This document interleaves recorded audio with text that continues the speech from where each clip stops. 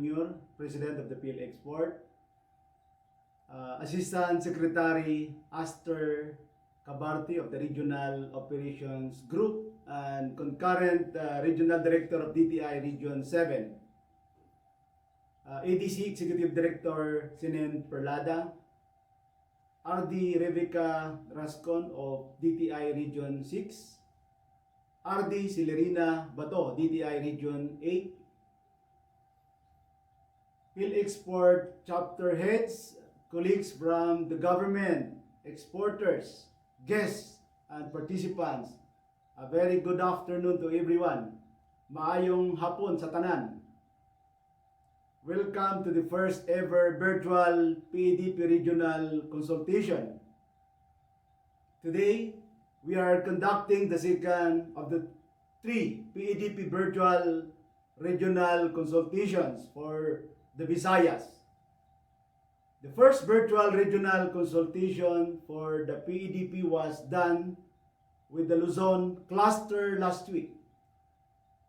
And the last but not the least PEDP virtual consultation will be with Mindanao Group, and this will be next week. It is also worth to note that amidst the coronavirus pandemic, ADC continues to do its mandate of implementing the PEDP, and it is the reason why we are having this exercise today. This PEDP regional consultation is being conducted to serve as the venue to review and assess the strategies, plans, and programs before the crisis, and if they are still relevant and doable in the face of the ongoing pandemic, and whether or not we can still achieve the goal of our export target of 122 billion to 130 billion US dollar by 2022. The current global health crisis, which had carried the global economic crisis on its back, is so unprecedented that everyone was caught by surprise. The havoc of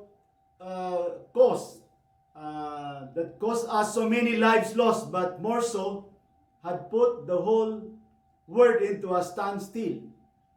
Literally, we can see when the earth stood still, no one, not even the best and the brightest minds in the whole wide world, knows exactly what to do.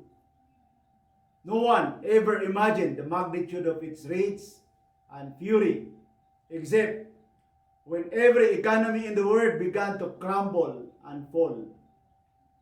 As a result, we now live in a world of wonder, wondering when this chaos will end. Without a doubt, this pandemic has changed our lives forever. 6 months into the pandemic and counting, we now have adopted the living in a new normal. Our new normal means working from home, Zoom meetings, social distancing, wearing masks, hand gloves, personal equipment, of course our PPE, and now face shields, wearing them all in order to protect ourselves from the dreaded disease, and more importantly, to save lives. Whereas before, we take our health for granted. Now we take every vitamin, every herbal or organic medicine available that can combat the disease. Who could imagine that we will be in the same situation? Yes, we all are in the same situation and very much affected. And among those greatly affected by the pandemic is the export sector.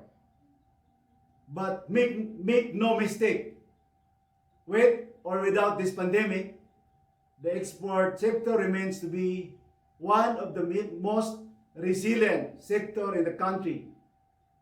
Through the years, the export community has faced the most daunting challenges an industry or sector can ever have.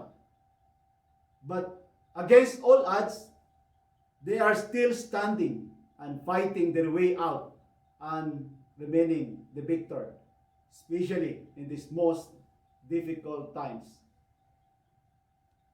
Their resilience can be seen as they continue to shine and show their passion and spark as they work hand in hand with the government and relevant stakeholders in resurging and reigniting the country's ailing economy through our exports. As we are gathered here today, I urge the export sector to help the government craft policy reforms that will not only improve and boost the performance of our export, but to generate